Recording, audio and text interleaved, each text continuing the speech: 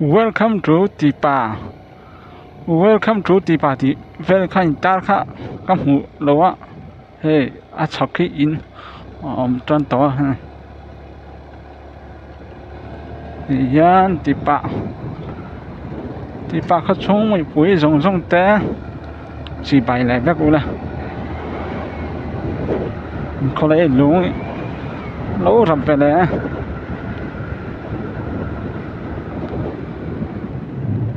Bà khá chung phẳng về lẽ. Yo lại hắn dù tin đi mò. Cậu thấy mi. Cậu thấy lâu mấy chắc giống nữa. Dễ sắp cắt làm trăng hắn sầu đế ảnh thì hơn.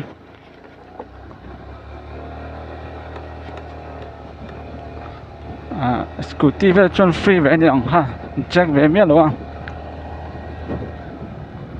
Thì hơn thì làm hết sắp cắt sầu nó đi về thông à. Hai ô nhạc hắn cậu thấy thấu. Mà là cho thui đâu bằng ba cái thì làm trăng hắn in hết tầm gió cả hay lăng po tầm gió cả thì làm trăng hắn thì bạc xuống phẳng về liền thì hiện vén tắc khi cái lém lối làm bằng he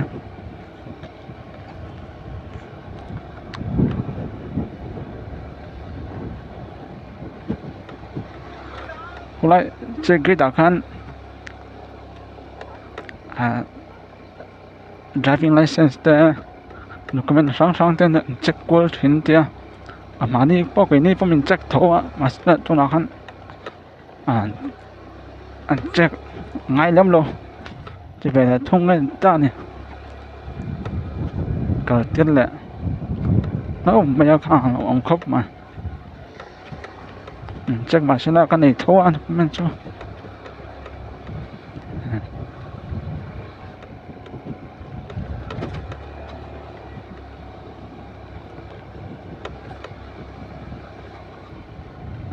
thì bà cho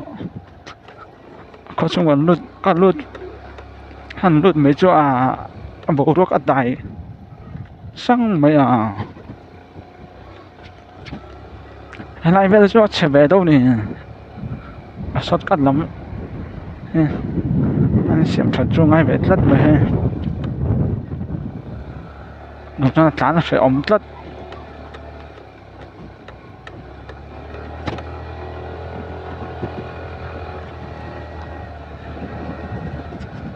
thế thì hiện cái làm bằng sâu dễ lắm em bazar làm bằng thì em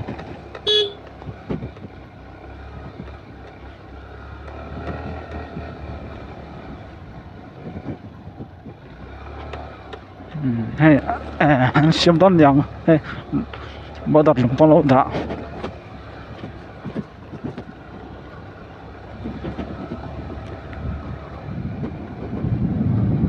in zat về thế cho xoay đêm lâu mình giờ sari về nha in zat he thì cái này việc thì qua mỗi khóc mà thì bà sẽ đem việc cái này kia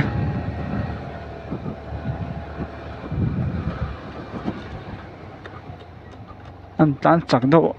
em phát triển đồ phát triển mấy đó này video thế năm lướt tục thấy đồ mấy thế chân số cả công an luôn lướt tục luôn sập tụ khóc mày nó bằng chân lòng khóc mày ha wow thì sao mày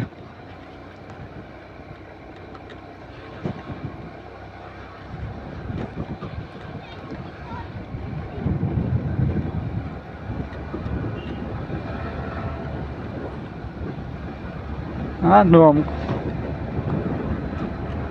khóc mà phải toàn khá là đại sáng mấy này nó đại nồm khóc mà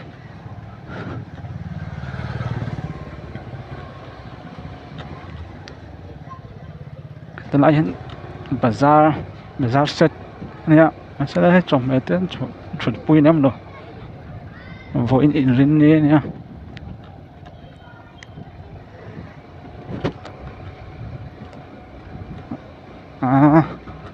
mararam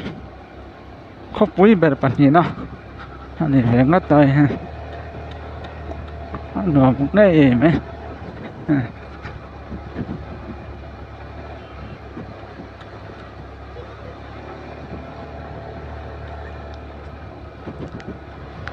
tilam ve thu chu tipa bazar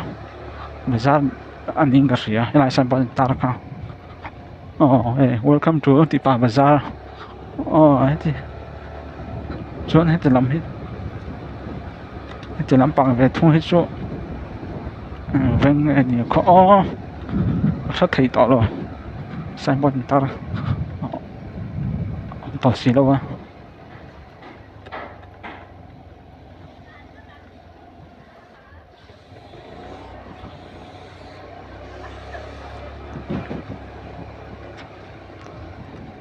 ngày ôm thế mày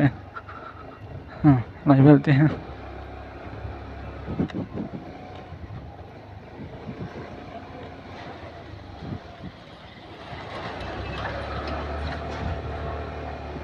nửa mẹ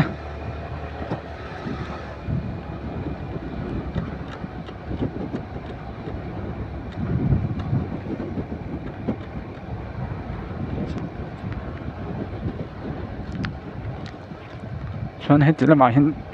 bus station ti bela thunga ka vat suak do na kita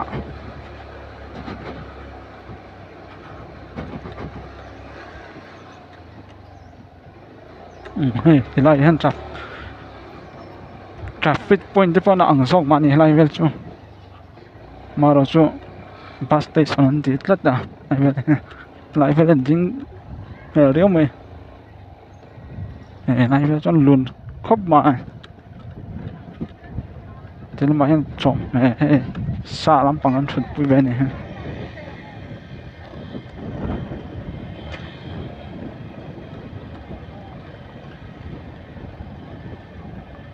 lại cà phê làm hết chỗ mình tu ru ra về hay lại cả công bom tàu hình em khi khu và thành ba khu tục tàn mong đâu tệ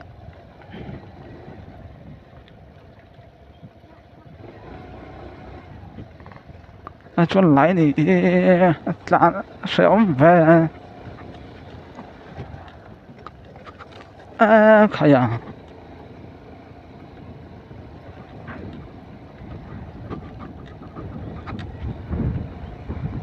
highway lại mấy cái này rồi chọn số ta sẽ là ăn nào phiếu ngay bên này nó sổ tung mình là hay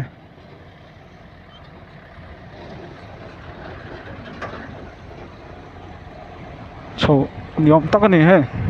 lão ông về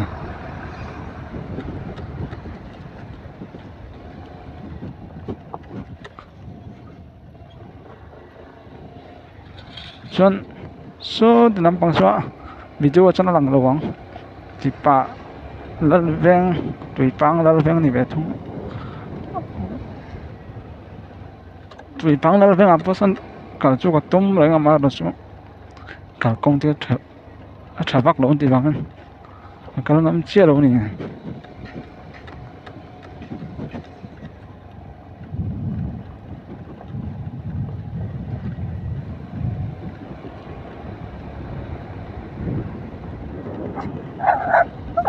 nghe mà siết là thì phun lắm là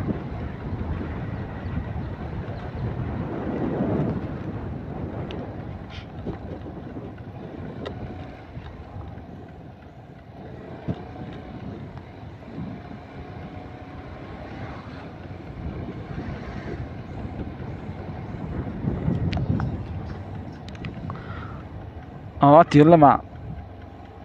khu lại xe gate police xe gate sang ron sâu rẽ ha hay tại hiện ron sâu hay ron sâu cái này cho nên chỉ làm he giống linh lắm bằng te khẩu bài là kỳ thì về rất cần na về thua tại hiện video office video office mỗi khớp mà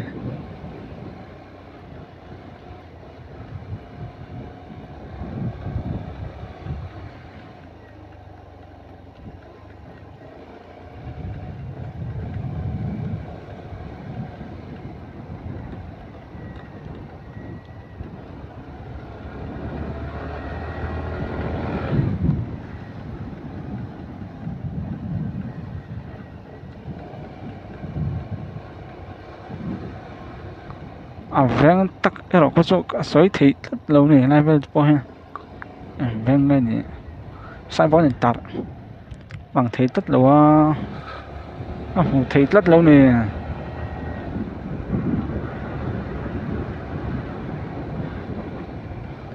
khi lại cái anh ta anh có thể này là đâu nó trên power house Việt tao lo bằng sao xét trong đầu tan phân power house này là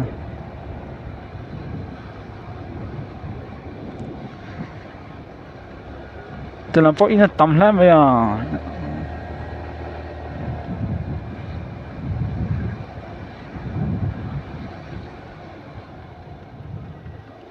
thì khách chuyên tập đây mà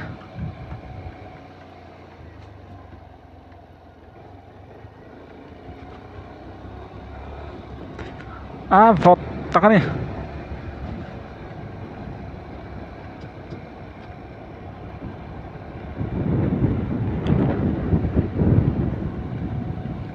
khách thì xong khách thì bạc khách xong vang đằng tiếp bao cái ném lâu á nên đằng té vang đằng cho suốt lại mấy chỗ khăn đồ to là report mấy